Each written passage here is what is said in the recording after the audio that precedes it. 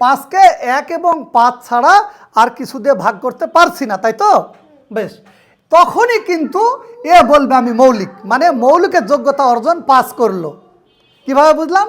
কারণ এক এবং এই পাঁচ অর্থাৎ ওই সংখ্যা ছাড়া এর আর মিডিলে আর কোনো গুণনীয়ক নাই, আর কোনো গুণনীয়ক নাই, এজন্য পাঁচ মৌলিক। ব্যাপারটা ক্লিয়ার? মৌলিকের ব্যাপারটাও ক্লিয়ার হয়ে যাচ্ছে। কিন্তু আমরা এক মৌলিক সংখ্যা নয় কেন, ব্যাপারটা একেবারে মানে ক্লিয়ার করে দেবো, ঠিক আছে?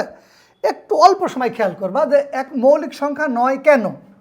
আসলে কোনো জিনিস মৌলিক নয়, তাহলে আমি যদি জানি যে মৌলিক হতে গেলে কি কি শর্ত ফুলফিল করতে হয়, সেই সব শর্ত যদি এক না মানে তাহলে অবশ্যই সে মৌলিক হবে না, তাই তো ব্যাপারটা?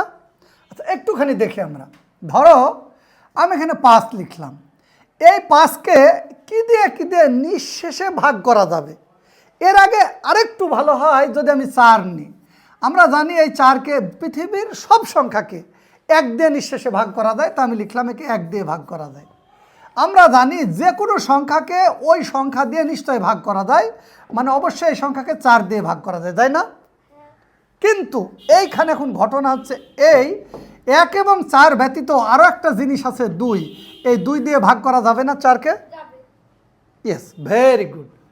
তাহলে একটা জিনিস বুঝলাম যে এই 4কে এক ভালো করে খেয়াল করবা যে এই যে 1 এবং ওই সংখ্যা ছাড়াও আরও 2 দিয়ে ভাগ করা যাচ্ছে।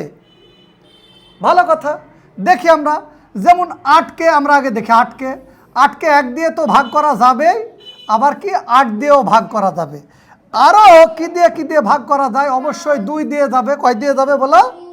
2 দিয়ে আর 4 দিয়ে, তাই না? এই যে 4।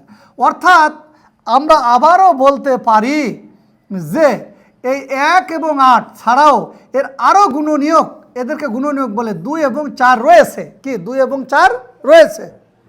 1 এবং ওই সংখ্যা ছাড়া, মানে পৃথিবীর সকল সংখ্যাকে। তুমি যদি বলো বট গাছ, ধরো বট গাছ আমি ধরে নিলাম, তো বট গাছের 2টা গুণনীয়ক আমি ধরে নিতে পারি 1 আর বট গাছ। কি গাছ বলো? 1 আর বট গাছ। অর্থাৎ 1 এবং এই জিনিস তার গুণনীয়ক হবে, অর্থাৎ 1 দিয়ে এবং ওই জিনিস দিয়ে ওই জিনিসকে ভাগ করা যাবে নিঃশেষে। ব্যাপারটা ক্লিয়ার? ওকে, চলে আসো এবার। দেখো তো বাবা, এবার এই 5কে 1 এবং এই 5 ছাড়া আর কিছু দিয়ে ভাগ করা যাবে? যাবে না। Very good. তাহলে 5কে 1 এবং 5 ছাড়া আর কিছু দিয়ে ভাগ করতে পারছি না, তাই তো? বেশ, তখনই কিন্তু এ বলবে আমি মৌলিক, মানে মৌলিকের যোগ্যতা অর্জন পাস করলো। কিভাবে বুঝলাম?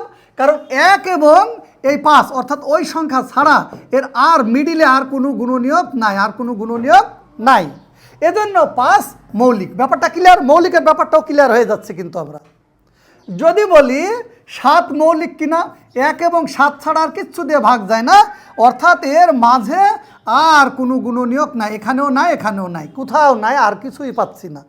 অর্থাৎ যে সংখ্যার 2টা গুণনীয়ক থাকে, কয়টা বলো?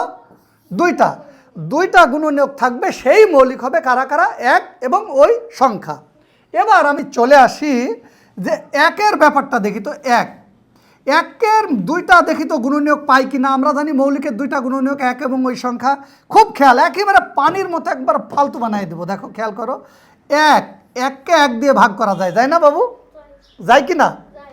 আচ্ছা, 1কে 1 দিয়ে ভাগ করা যায়, আর কি দিয়ে যায়? এই ঘর কি দিয়ে পূরণ করবা? মৌলিক হতে হলে, যেমন 5 মৌলিক হলো 1 এবং 5 ছিল ওর গুণনীয়ক। এই ঘরে কে? এই ঘরে কে? ঠাকুর ঘরে কে? এখানে কে? কেউই তো নাই। আছে কি কেউ? তাহলে 1-এর মাত্র একটা গুণনীয়ক 1, কিন্তু আর একটা গুণনীয়ক কই? তাহলে আমরা কি এভাবে বলতে পারি না? আমরা জানি মৌলিক সংখ্যা হতে হলে তার 2টা গুণনীয়ক থাকতে হয়, অর্থাৎ 1 এবং ওই সংখ্যা। কিন্তু 1-এর মাত্র 1টি গুণনীয়ক রয়েছে, 2টি কি ফুলফিল করেছে? তাহলে আবারও বলছি, আমরা জানি মৌলিক সংখ্যার 2টি গুণনীয়ক থাকে, 1 এবং ওই সংখ্যা, কিন্তু 1-এর মাত্র 1টি গুণনীয়ক রয়েছে। কয়টি? 1, তাই না? তাই 1 মৌলিক সংখ্যা নয়। কি ক্লিয়ার? মানে সব বুঝে গেলে, তুমি যদি এর বেসিক বুঝো তাহলে জীবনেও ভুলবা না। আর ভুলবা?